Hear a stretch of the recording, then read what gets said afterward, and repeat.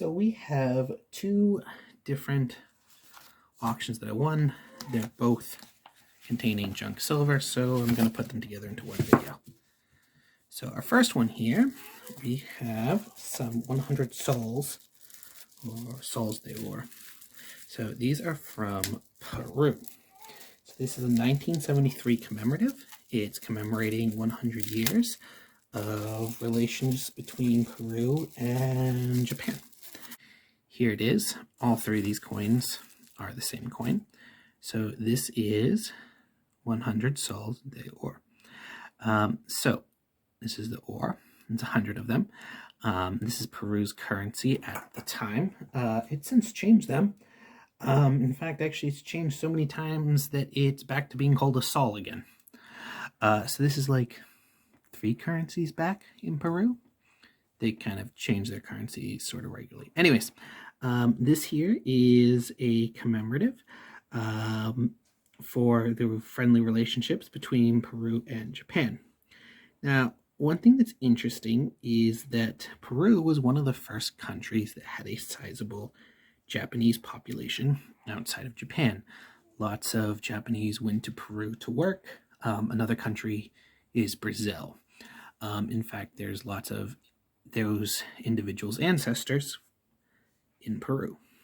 There's actually a surprisingly large population of people in Peru with Asian ancestry. I remember when I worked in Taiwan, one of my coworkers, his girlfriend and now wife, was born in Peru. Was Peruvian ancestry. Well, she was a Peruvian citizen, but her ancestry was Chinese, and that both her and her sister, came to Taiwan to study and learn. It's actually a very, very, very nice coin. So it's 80% silver. The mintage was 375,000 coins. I actually already have an example of one of these, but it's in much nicer shape than these so far. So these are more, I guess, on the junk silver side as far as quality. But yeah, nice 80% coin. Yeah. From Peru. Yeah, this one's probably in the worst condition. But yeah, nice coin. Bit of silver in there. All right, and then the other one, this one is actually a mixed lot.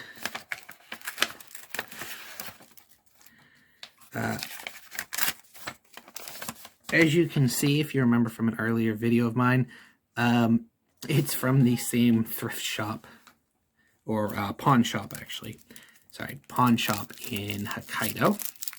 So once again, silver coins. This time not from Japan. The last lot I bought from this place, well, one from this place because it's an auction. Those were all 100 yen silver coins. So we have 3 in here. Let's start with the Australian ones. So there's 2 from Australia and 1 from Macau. I actually like that these come in sleeves. Oh, sweet. I got 5 sleeves. So let's start right here. So this is a 1961, right? Should be. Yep. 1961 3 pence. So from Australia. These are 50% silver. This was before decimal day. And it's got the queen on it. So this would go in my 50% bag. Not in the greatest shape, but hey, it's silver. Even if it is only 50%. Now, next one is sort of interesting. All right, so this one is a 1966 Australian 50 cents. So this is actually after they went to the decimal system. So it was part of the new decimal currency. It is the only round 50 cent to circulate. It's the only silver 50 cent to circulate. And it's the only silver coin post-decimalization. So they only made it for 1966. It's 80% silver, 20% copper, and the problem is the silver price continued to rise, and pretty quickly the silver was worth more than 50 cents. So they pulled these from circulation, but like most coins, when that happens, the coins end up getting hoarded. So people hoarded these 50-cent coins because they were 80% silver, and they were removing silver from the money. You saw the same thing pretty much everywhere. All right, the last one, this is kind of interesting, is from Macau in 1971. So this is actually pretty late for a silver coin. So this is when you can see Portugal's coat of arms there. This is when Macau was still a Portuguese colony. It's 5 pesetas, and it's made out of silver. It's actually 65% silver. Now, this is actually debased. It used to be 72%. And they only made about 500,000. Macau is pretty small, and in some ways it was even smaller back then and more isolated. So they didn't actually need huge mintages. And they didn't mint every year. So they didn't make the 5 every single year.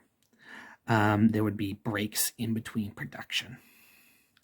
So 65% silver, 500,000 mintage. They only produced, after this, they switched the silver coin to being the 20. And that was only produced for 1 year. And this was near the end of silver coins being in circulation. 1971, this is actually pretty late for a silver coin for circulation. But, you know, Macau is a big place for gambling, prostitution. It's actually kind of a cool place to go. I've been there a few times. Me and my wife went there on our honeymoon, and a typhoon came, so it wasn't that exciting. It was wet and windy. All right, so let's get out the bags, and we'll be back. Time to bag it up. In the 50% bag, we're going to put this lovely little 3 pence. Cute little thing. Yeah, it's got 3 stalks on it. And it's got grandma when she was a lot younger. All right. Now, actually, in the 60% bag, we get to put something that's not Japanese junk silver. We have this Macau one from 1971. Their second to last circulating silver coin while it was still a colony of Portugal. And most of it's going to go into the 80% bag. So we have a 57 from 1966, a 50 cent from 1966 Australia. Pretty cool with kangaroo and emu. Yeah, their only circulating silver coin post-decimalization. And then these commemoratives, these 100 souls from 1973, commemorating 100 years of friendship or diplomatic relations between Peru and Japan. Pretty nice coin, actually. Nice weighty thing, actually. I really like them, especially when I get them as cheap as I did. All right, so that wraps it up for today. Some new junk silver from around the world.